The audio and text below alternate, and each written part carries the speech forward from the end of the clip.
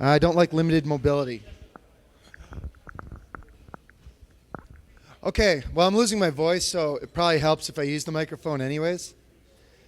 Good morning, everybody. My name is Raphael Mudge. I go by Armtitch Hacker on Twitter.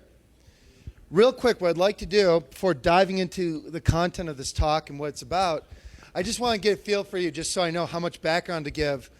How many of you know what Armitage is? Most of you. Okay, great. How many of you have used it before? Okay, fantastic. Well, that makes it a lot easier. I see a few of you don't, so that's cool. Don't worry. I'll make sure you're taken care of too. One thing I like to do when I'm giving a talk to a really cool conference like B-Sides Vegas or DerbyCon, I like that one a lot too, I like to give out stickers.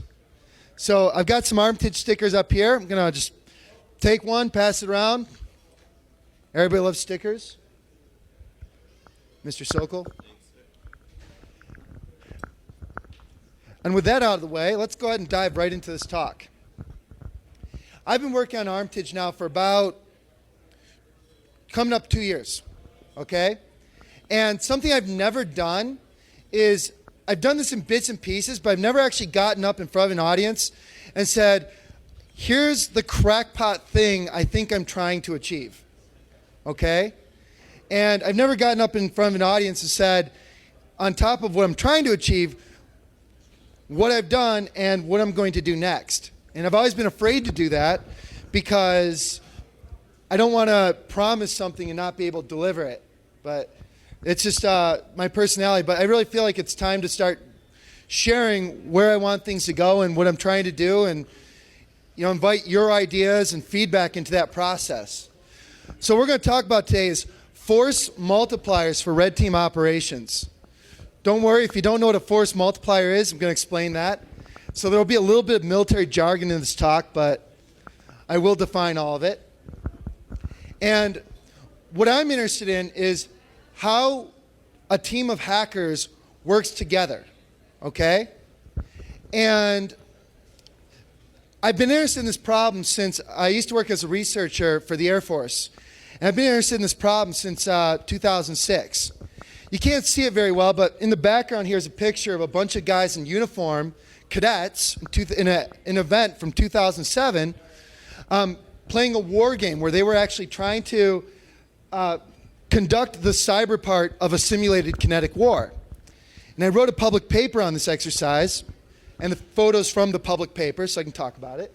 But what I noticed during the event was that military-style command and control never evolved in this team of hackers. Okay, you never had people actually taking orders, taking a role, taking a job, and supporting each other as a team. And from that time, I had this inkling that there was a problem there waiting to be explored, waiting to be solved. I just didn't know what it was until later, and we're going to talk about that.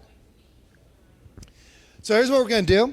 I'm going to introduce myself and introduce kind of the problem statement a little bit further. And we're going to talk about force multipliers and what I mean by that phrase. Really, it's just jargon for synergy, which itself is jargon for things that work really well together. But we're going to talk about what force multipliers are for a team of hackers. And then I'm going to take this problem and I'm going to scope it, okay? Because one thing I learned as a researcher is I can never solve a problem for every possible use case in every possible way. So what we do in the research world is we define our problem, scope it to where we're going to solve it there, and then use those lessons learned to expand out. So we're going to scope this problem of how red teams can work together, and then we're going to talk about 3 force multipliers, collaboration, distribution, and automation. Strangely enough, they're the things I've either worked on, am working on, or will work on soon. So it's not an exhaustive list, but it's just how I see the world right now. And we'll go from there. It's going to be a lot of fun and a lot of stories. Just a little bit about me. I'm a U.S. Air Force veteran, so I was active duty. As I mentioned, I worked as a security researcher at that time. So if I use the word cyber a lot, that's why. But I was just a crackpot academic, just a person meant to sit in an ivory tower and do whatever people do there. I have participated on a number of red teams since 2008, so I've had a lot chance to learn from some of the best. It's been a lot of fun. So you'll see some of that coming through in this talk. I have worked as a penetration tester on on a DoD type red team, so did the kind of longer term stuff as well. Really like doing that kind of work. But what I primarily love doing is I'm a developer. I write code. And with that, I actually started a company this year, Strategic Cyber, and I make software for red teams. If you want to learn more about that, you can go to advancedpentest.com or get a comic from me afterwards. But that's about all you'll hear about that in this talk. So the question, how do we organize a red team? Okay, that's the problem I'm interested in. And what I've got here is a picture of the Small Unit Tactics Manual. This is a book. It's like a football playbook for the Army, if anybody's ever read it. It's got pictures of, here's where I put these Army guys, here's how their fire covers each other, and how a platoon can support each other based on different kinds of objectives you might have in a battlefield situation. What does that look like if somebody were to write this book for our field, for what we do? Okay? I think that's a really interesting question. I haven't seen one. If anybody else has, let me know. I'd love to read it. One that's written by somebody who does it, though, not a bureaucrat. But my perspective isn't even in answering that particular question. My interest is in the tools that we're using and how they prevent us from answering this question and how they can better help us answer this question. I really love this quote. It's from a futurist, Marshall McLuhan. There's people who are actually scholars on his work. I am not. But I've always loved this quote, and it's, we shape our tools, but then our tools turn around and shape us. I mean, it's really easy when we've got a tool set that tool will define our thinking about what's possible. And so as a developer, as a person interested in this field, I'm interested in how do our tools limit our thinking and prevent us from answering that question, how do we organize a team effectively? Okay? And this is actually the question that started this whole long roller coaster. It's been the past 2 years of my life. So what is a force multiplier? This is the DoD definition. But basically, the whole is greater than the sum of the parts. Synergy. A force multiplier is something that when added to what we already have, our tactical assets, it's magic dust, and sprinkle on it and make a combat force more effective. Okay? That's what it is. A force multiplier is a feature or capability that gives us synergy. Here's a military example. It's the AWACS, the Airborne Warning Control System. It's this funny airplane with a little dome on top. And what it does is it gives an air battle manager, it gives them a view of the airspace. It gives them, okay, here's the missiles that are out there, here are my assets, here are the enemy's assets, and here's what I'm tasking to go after different objectives, okay? This great quote, I think it's from the Indian Air Force actually, is talking about how the AWACS gave them a grand coordination of the air battle. The ability to manage it like a video game, right? Like we've all played Command and Conquer. You have, right, Josh? Yeah. You know, like that kind of ability to play general and just say, hey, smart thinking human being in this jet, go there and do what I want you to do, but I'm still going to kind of task you. That's pretty powerful, right? However, keeping with our definition of synergy and a force multiplier, let's take away those jets. Let's take away those tactical capabilities and just put this thing in the air to be your only asset. It gets shot down pretty quickly, wouldn't it? Yeah. That's something about force multipliers that it's very important. They are useless without tactical capabilities. Okay? Here's another one just outside of the military side. Is social media. I grew up with the internet, or I should say I watched the internet and I kind of grew up at the same time.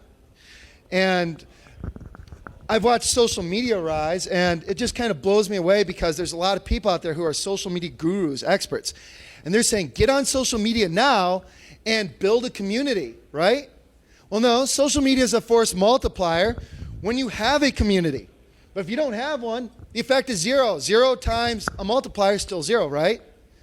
And I use this example because sometimes when people see what I perceive as a force multiplier, a synergistic capability, they get really excited, like it's a silver bullet to solve all problems.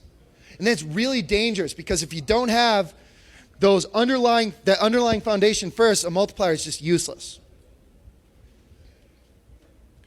So now that we've kind of defined a force multiplier, let's take it back into the realm talking about, which is red team operations. We as a community are rich, wealthy, in intelligent people producing amazing capability to circumvent different kinds of security measures, and we do it to try to figure out how we can be attacked so we can better protect ourselves, right? And I'm interested in taking all that, all this stuff, all these tools, and how do we glue that together into something useful? So let's scope things just a little bit further. This was what my March and April looked like literally the whole 2 months. I spent 2 months going around like a carny, going to different events and hacking into college student computers with something called the Collegiate Cyber Defense Competition. I was VPN'd into the Rocky Mountain CCDC for a day. I was at Northeast CCDC, Mid-Atlantic CCDC, VPN'd into Pacific Rim CCDC. I was at something called the Information Security Talent Search, which is an offense and defense competition at RIT. It's a great event. It's been going on for 10 years now. And some other stuff, and of course, National CCDC as well. For those of you who don't know what CCDC is, it is a defense-only competition for college students. A team from a university will go to this event. They'll end up being dropped into a network that's the same as all the other schools get, and they've got to, for a weekend, keep their services up and running to achieve some sort of business objective. They have to actually respond to injected events. For example, at one event, Mid-Atlantic CCDC, they have a guy playing CEO, and he'll take the team captain in the room, and he'll chew him out. It's really hilarious to watch. He'll be like, listen, I don't care about security. I want profit. What are you doing for me, security person, to give me profit? So they do stuff like that. It's pretty cool. And, of course, they're scored on their ability to stop the red team, okay? It's really great for me because you got 10 different teams, 10 different levels of network defenders. And by the way, they get better by leaps and bounds every year. It's amazing. I have a lot of respect for the students. But it's a pretty intense event, okay? 1 hour of competition time is supposed to represent a week of real life. So I just want to give you a taste of what life looks like for us at CCDC. This is just a couple outtakes from Pacific Rim CCDC this year. And hopefully you can see this. I'll just play through it real quick. Here I'm VNCing into students' desktop they had access to, and they're trying to go to Facebook. And I'm like, dude, no Facebooking during CCDC. You're supposed to be working. Red team's everywhere. And then I was trying to tell them, type the password. I have it already. And here I'm, it's hard to see again, but I'm keylogging a guy I'm watching his desktop at the same time. He's SSHing into one of his servers and talking to somebody else on IRC on the red team. And we're just talking about this guy and kind of having a good old laugh about it. Because this is what we like to do. We like to get passwords and use them. Another one, a student writing to their judge in the competition. I started just writing stuff like, red team rules. I love red team. They are the best ever. You know, that's what I like to do. I was like, we haven't been hacked, you know, that kind of stuff. And of course, I like to send good websites, like fastandeasyhacking.com. So that's just kind of like a little bit of just what it looks like at CCDC sometimes. We have a lot of fun as the red team. But here's why I like CCDC as a laboratory for exploring these questions, okay? Anybody can say, if you give me a bigger gun, I will be more successful, right? Well, CCDC solves the tactical question. Because at CCDC, the students are running outdated systems, okay? And we're able to take today's tools, the benefit of several years of security research beyond what the students are running, and turn them around against the student networks, okay? What's great about that is in terms of a tactical situation, we have what we're going to get, right? So whether we're successful or not is going to fall on how we use what we have. Because there's probably no magical discovery that's going to come along and at least revolutionize this game, because we're playing an old game. And I like that because it lets me just say, okay, here are the questions I'm interested in, how we work together, how we organize ourselves, and the things that support us, and how can we do that most effectively. So let's go back to 2008, and let's talk about how we used this advantage, or even squandered it. First, Northeast CCDC 2008, 2009, this is what it looked like. There would be student networks, okay? And we did do some clever stuff, but I'm just giving you kind of the general flow. Basically, somebody with core impact would just be getting into all the student systems, and the other people would be maybe using Metasploit and later getting into those same systems. And we would just get a lot of access until the students just started getting us patching and kicking us out. Boo. But that's what it looked like. Get into systems, got into a system. Yay, I got in, accomplished something. That was it. And here's what it looked like. Typically, CCDC events are 3 days. Some of them are 2.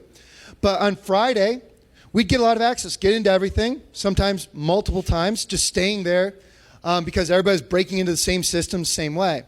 No coordination. Saturday, by the time students had patched, we'd be getting kicked out. And we'd have to start going after the harder targets. And Sunday, we'd probably have nothing, maybe 1 or 2 systems, and we'd just delete them to kind of recover a sense of self-esteem after we'd been owned by college students. So with that, we're going to go into collaboration, and we're going to continue this story. You know what the situation looked like 2008, 2009. 2010. I'm a programmer, so I like do, right? I wrote some scripts to log into all the Unix systems right at the beginning of the event with default creds and persist in them 6 ways to Sunday. And what was really cool about that is we had access the whole weekend because we focused on persistence. And Saturday, we had one access across quite a few teams left. And it was a cron job that was phoning home, downloading a shell script, and running it as root. We could do whatever we want every hour. And so what we started doing is we're like, well, I got nothing. And everybody's like, yeah, I got nothing. Well, hey, why don't we just set up netcat listeners? And when that cron job phones home, we'll each get a shell. And every hour, on the hour, we'd get shells, and everybody'd be really happy because we're working as a team, and suddenly we're having fun. We weren't doing anything really useful, but it was kind of cool that we were working together. Because keep in mind, now this is my 3rd time with this team, and we're like, this is kind of fun. And that led me to ask, man, that is kind of fun. Wouldn't it be cool if there was a way for us to actually work together in this way all the time? What would that look like? I was really interested in that. So I sought out to develop Armitage. And that's kind of where Armitage came from. That's its backstory. And I didn't know it was going to be Armitage at first. I just wanted collaboration. I actually wrote a functional spec, because I'm a geek and I do that before I write software, for an IRC bot that would allow collaboration. Because I know IRC really well. But this is what Armitage looks like for those of you who haven't seen it before. All your Metasploit modules up here, all your targets here. Everything you're doing opens up as a tab down here. And, whoops.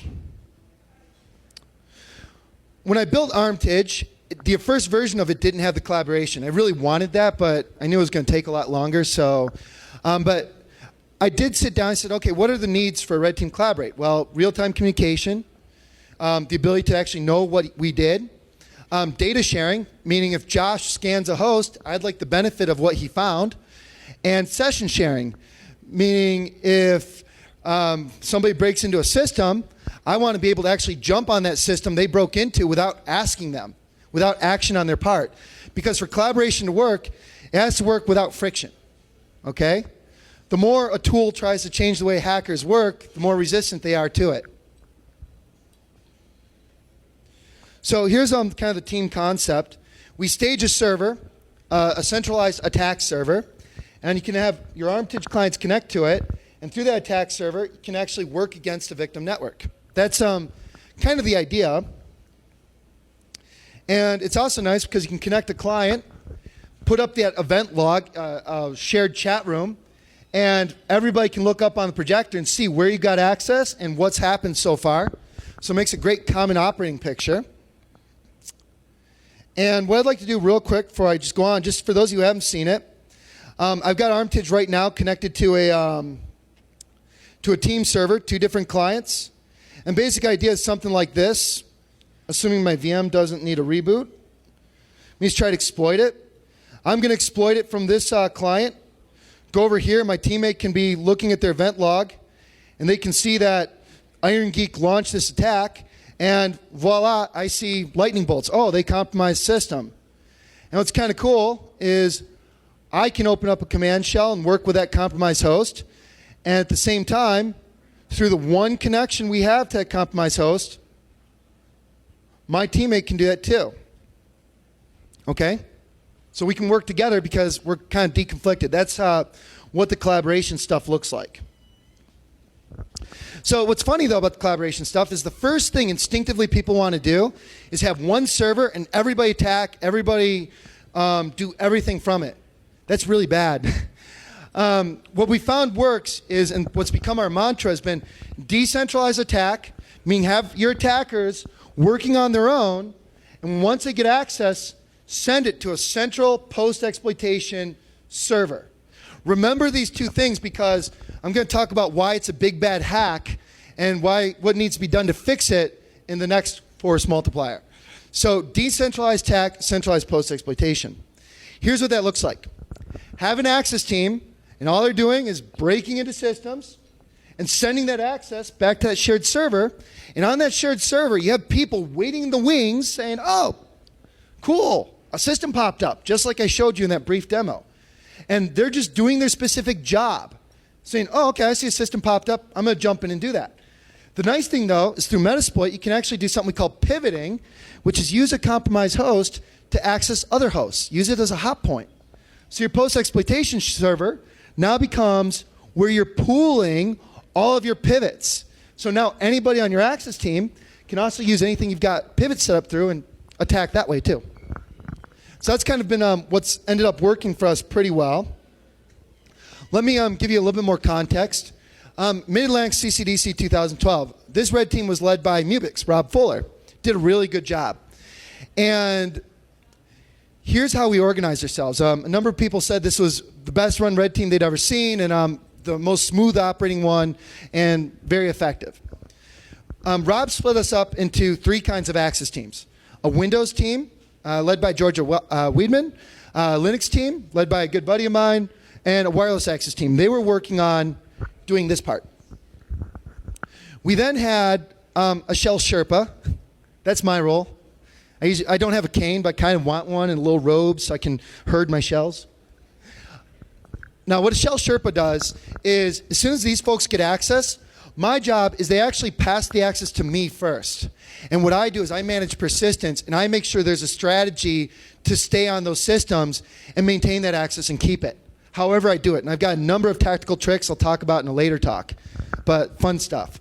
But what I also do as a shell Sherpa, and there's actually 2 of us, so myself and Jerry Brunel, who wrote a rootkit called the G-Spot. But what we do is we keep that persistence, and we make persistence, or we make sessions available in that shared server, okay? And that shared server actually has multiple IP addresses. So as soon as something gets blocked, well, we have quieter forms of getting back, and we just make sure access is always available. Post-exploitation team, their job, as soon as a session pops up, each person has specific roles, and they're supposed to work on them. And here's what we did at Mid-Atlantic. At Mid-Atlantic, the students were defending hospitals, okay? Went so far, Larry Pesci from Paul.com actually made these custom drug dispensers. It was really wild, like with Arduino devices that could be hacked into. And there was all this data seeded throughout the network that actually played in a simulation. So our job as a red team was to steal data and to change drugs such that we get patients killed. We actually scored ourselves on how well we killed people in the simulation. I know it's dangerous. Here's something really cool, though. Working in this way, as I've just described, post-exploitation team, the actual people doing it was 3 guys. okay? Between the three of them, they achieved 70% of all possible flags in the simulation. So of everything we could possibly do to inflict pain across these 12 teams, which is actually a very daunting task, and especially in a chaotic environment like this, we hit 70% of it, which means we worked really well together, and we were focusing on the objective, the goal, achieving what we were out to do, which was kill fake people. So that's why it's really important to collaborate, right? And just to add to the context, we also had a hardware team trying to figure out Larry's Arduino stuff. And we had a crack team. And they weren't like the guys who were there to make it a party, although they were pretty fun. They were actually password cracking guys. So we would take anything we discovered, like on post-exploitation side, feed it to them. They would try to actually feed that to these other teams so they could develop more access. So that's kind of how we worked. And when we talk about automation, we're going to talk about how automation enabled us to kind of wire this together a little bit too. I'm not the only person. CCDC is not the only place this stuff's used. This is from October 2011 at a Department of Homeland Security exercise. There was a red team trying to break into a chemical plant, a fake one, defended by an active blue team.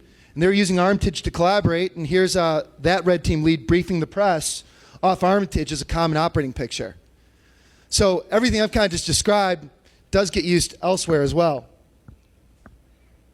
So collaboration, the one I've spent the most time on because it's the one I understand best so far. It is a force multiplier. Why? Because it helps us make the most out of time on target, right? We might get discovered, might get booted out. We can make better use of our limited resources. Capable red team members are a limited resource. Networks can be really big, okay? It also allows us to avoid duplication of effort. Very important when you're working in someone else's network and you don't want to screw up. And of course, time on target. Also, it allows us to give roles to even our junior members. Give everybody a place to play so that we can actually grow them and bring them up, okay? And most importantly, collaboration allows us to focus on the goals of the engagement by setting up a process that works. Now, I love collaboration. I probably sold you, you're probably like, wow, that's the greatest thing ever. Cool. Well, where does collaboration fall short in the real world? Let's talk about that and talk about distribution. I mentioned before this idea of decentralized attack, right? Why do we do that? We do it because it allows the attackers free reign to work. Use whatever tools they want,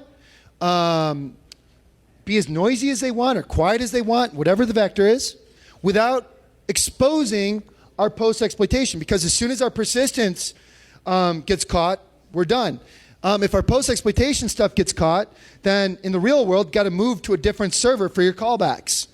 In an exercise, just bind more addresses, but neither here nor there. With centralizing post-exploitation, for this to truly be effective, I need access to multiple IP addresses. In an exercise, this is cake. I just do if config eth0, 1 through 128 and bind as many IP addresses in my space as I want. As a shell Sherpa, that gives me many options I can send sessions to, active control over a compromised host, and if one of them gets blocked, no big deal. I can just keep sending them to the different IP addresses. Nobody's going to block all of them. But that falls apart in the real world. First, we have a data split between attack and post-exploitation. As a pen tester, I need to make reports. I need to actually tell a story to my clients, right? It's a big pain, but it's really important.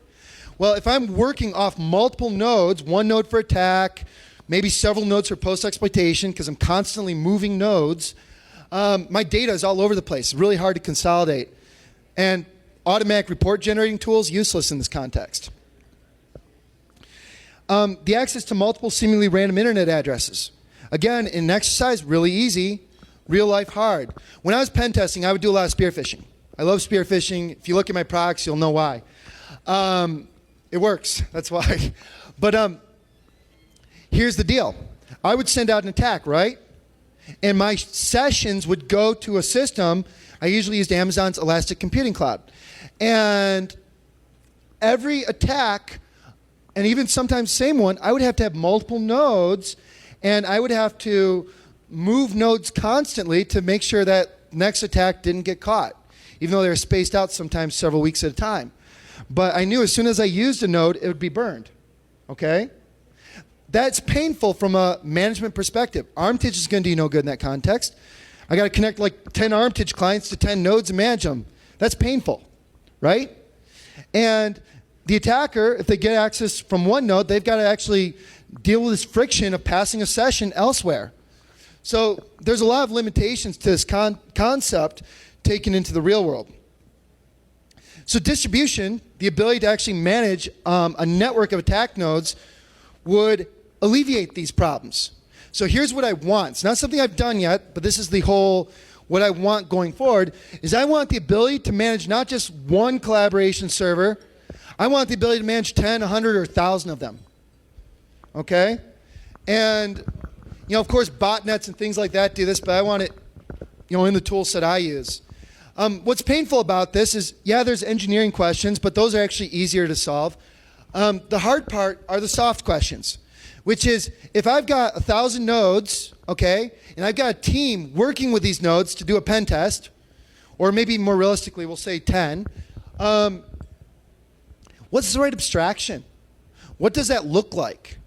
What are the ways we could step on each other? For example, let's say we've got 10 nodes under our control, right? And Jeff starts scanning.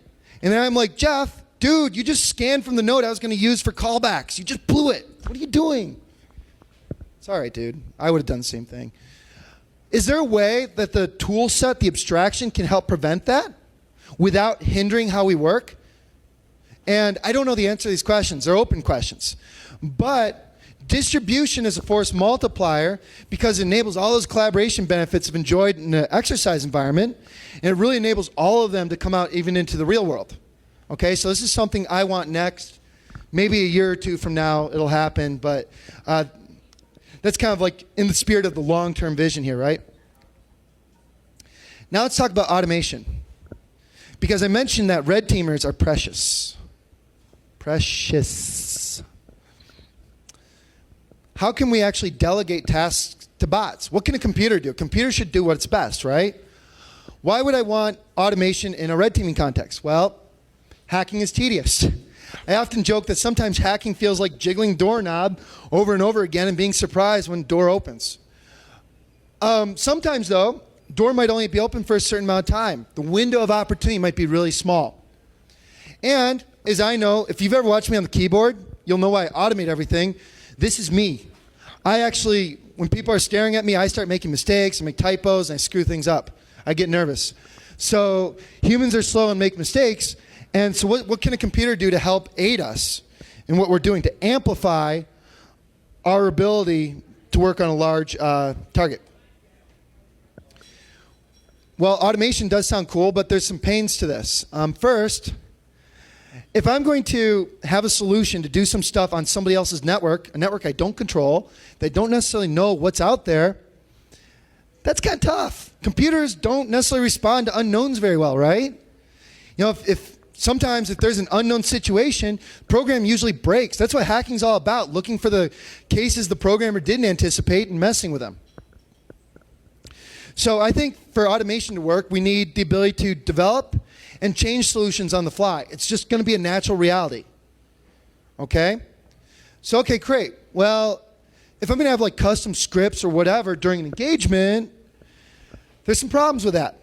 One, if it was written during the engagement and it's not tested, what if it's broken? And I've got like some infinite loop doing something really crazy like deleting the wrong files. That could be scary. So I think any kind of automation solution needs positive control. The ability to say, I don't trust this thing yet. I need to be able to debug it and approve what it's doing. And then, once I trust it, let it go on its own. Okay? So humans and bots working in tandem. And of course, need the ability to start and stop these capabilities without taking down all of our collaboration stuff, because that would be painful. We need to keep our accesses where they're at. The stuff just needs to plug in and go. And also, the other challenge, too, is that our accesses, our control of these compromised hosts might only be available through a pivot. So whatever automation solution we have needs to talk to our sessions where they're at. So with that, because this problem's been near and dear to my heart, through a DARPA Cyber Fast Track effort, I've been working on something called Cortana since November. And I'm actually releasing this at DEF CON tomorrow, and I'll be talking a lot about it, but in a different way. But you get the stories behind it, so you get the better fun. But anyways, here's the way Cortana works. I've mentioned there's this collaboration architecture. Got a team server that lets me talk to Metasploit in a safe way for multiple users, lets me access the database remotely and do all that good stuff. Well, I can extend Armitage with Cortana scripts and add new features to it, and that's fine. I'm going to talk a lot about that tomorrow. But I can actually also write bots, standalone headless bots that have a series of scripts associated with them, connect to this team server, and do the same things a human can do, hacking side by side with us in the same way that Armitage allows multiple humans to work together. That's pretty cool. Now there's a couple stories about it. Northeast CCDC 2012. Let me give you a story. New organizers this year, okay? The black team, we call them, the people who set up the network, set up the targets, didn't like red team for some reason. They kept calling it a conflict of interest if we knew anything, which bothered me because I'm like, I'm a red team guy. I'm a volunteer. I'm a facilitator. I'm not a competitor. You're supposed to give me all the advantages so I feel good about myself. Expect me to hack? What? Anyway, so Northeast CCDC 2012. Here's what happened. First, red team was immediately firewalled off from the student networks. They didn't trust us. We're trustworthy, I promise. But also, the students had all patched systems. There weren't any vulnerable systems. They told me that the XP image that they had was broken, so they just put a patched Ubuntu system in its place at the last minute. Wow. So, okay, cool. So the only way we're going to get in is default credentials, right? Right. Here's what happened. The event starts. Does that firewall come down blocking us? No. The students have an hour of lead time to change all their passwords, patch network. Now, we don't like this to be a wash, and it wasn't, trust me. But we had to work harder, that's for sure. So after about an hour, that firewall comes down, and we actually got into 2 teams with default credentials. An hour in, we were still able to PS exec into some systems. That was kind of funny. But here's what happened. We were looking for anything. We needed targets. And in the real world, it's going to be the same way, right? It's going to be a lot of patch stuff and a little bit of opportunity. So somebody was like, everybody's doing scanning. Wouldn't it be nice if there was just a way I could know what was different as soon as it was different? And I'm like, ooh, I'm building this thing for DARPA. Let me try it out. I'm like, I can write a script that will automatically, as soon as something's imported, announce something in the chat room saying, I see this IP address, this port, here's the banner. I see this IP address, this port, here's the banner. Automatically, as soon as new data is available. And I wrote that, and I wrote a bot from my system, and that bot connected to the team server. Cool. And then there was a guy who knew more about Nmap. His name's Chris. More about Nmap than I ever will in my lifetime. He's actually really fun to watch. I learned a lot from him. And Chris, he was constantly changing his IP, scanning, changing his IP, scanning. And he's like, hey, Raph, I like that announcer thing, but I'm lazy, and I don't want to import every single scan I'm doing. I'm busy enough. I'm like, okay, I agree. I'll write a bot for you. So I gave Chris a bot. He ran it. It connected to the same team server. And what the bot did is automatically imported his scan every time it changed back into the system. So now we had a workflow supported by bots. On one hand, one bot announcing stuff that's changing. And that script actually is literally like 3 lines of code.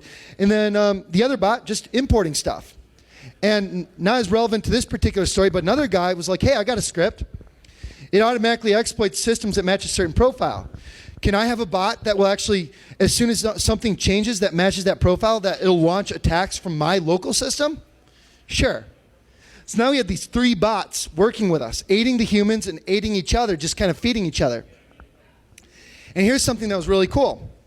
Into the event, we're looking up at the screen, and up pops a host, and it's like Zimbra was in the banner. Zimbra, I hadn't heard of it at the time. What's Zimbra? Go to the website for it, and like, oh, it's a web application. It's like a collaboration suite. Oh, it just came up. They didn't change the password. Cool, we're in. The bots made that possible. Small window of opportunity, bot identified it, we were able to jump on it. Same thing again later.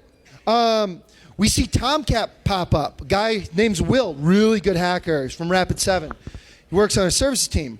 Will comes back and he's like, hey, there's Tomcat. I see Tomcat up on the board. Go after it, Will. Cool. They didn't change default credentials yet either. And this is how we were getting into stuff. These opportunities would come up, and then boom, we would just jump on it like rabid wolverines. And that worked really well for us. So that was pretty cool.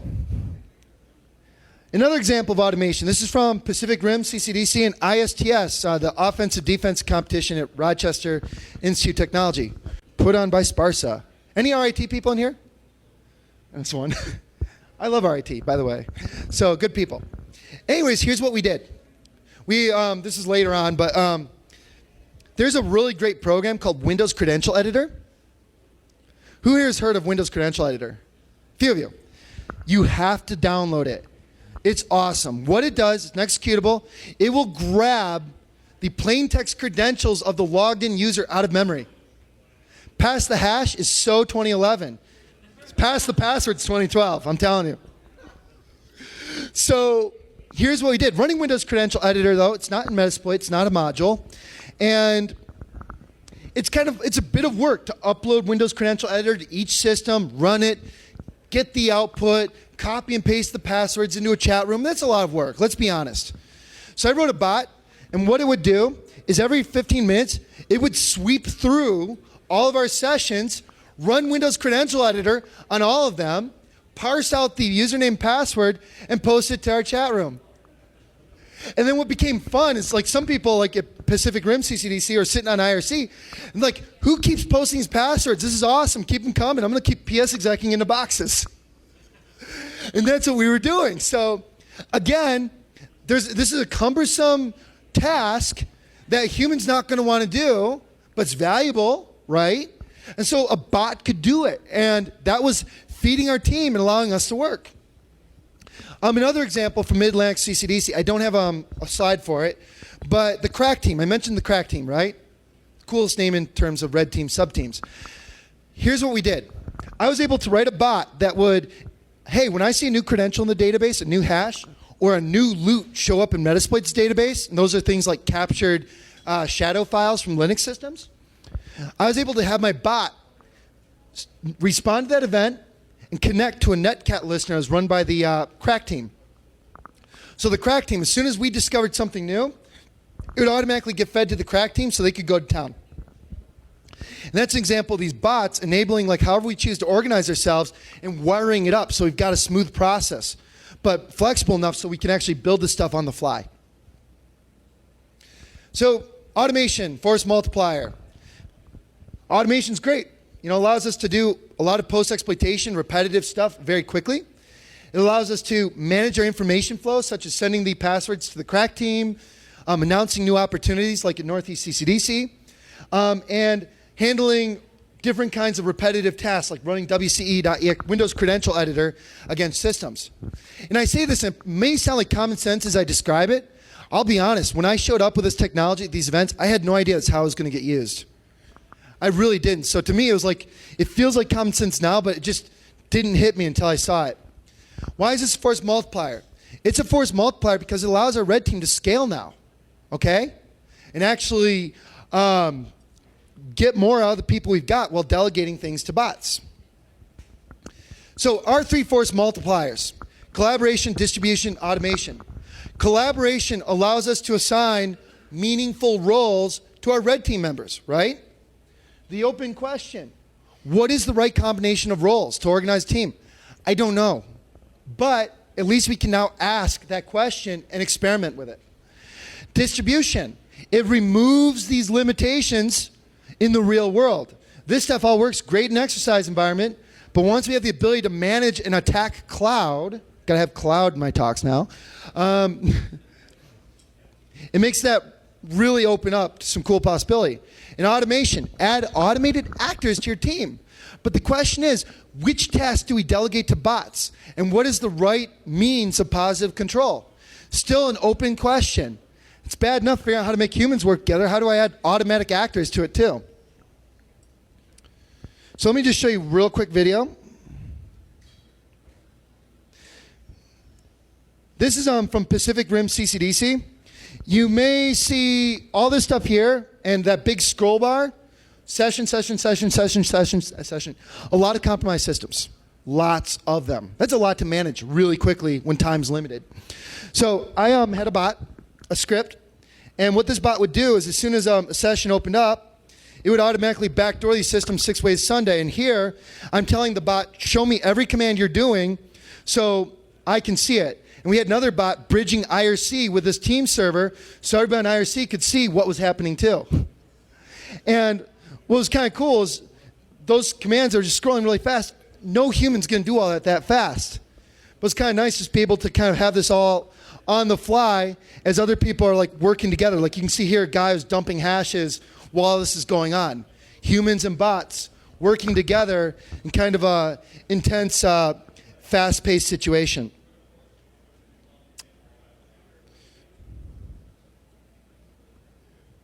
So with that, in today's talk, I introduced the problem. We talked about force multiplier, which is synergy. We scoped it to these collegiate cyber defense competitions. We talked about collaboration, distribution, and automation as force multipliers. And the purpose of those things and building those features wasn't to answer this question. It was allow us to start experimenting with a potential answer. And that's what the work I'm doing is all about, is trying to make it so we can actually ask this question and get a meaningful answer and maybe get that book written. If you want to know more, I recommend checking out my DerbyCon talk from last year, Dirty Red Team Tricks 1. I hope there's a Dirty Red Team Tricks 2. That's fastandeasyhacking.com/dirty. Cortana, I'm releasing tomorrow at DEF CON. You can follow me on Twitter. I'm ArmTouchHacker. If you go to advancedpentest.com/training, I've got a 7-part free course on pen testing. But look at part 7. That's the team operations lecture. So it's more of a practical guide. And you can always email me. I do respond, rsmudge@gmail.com. With that, do I have time to take any questions?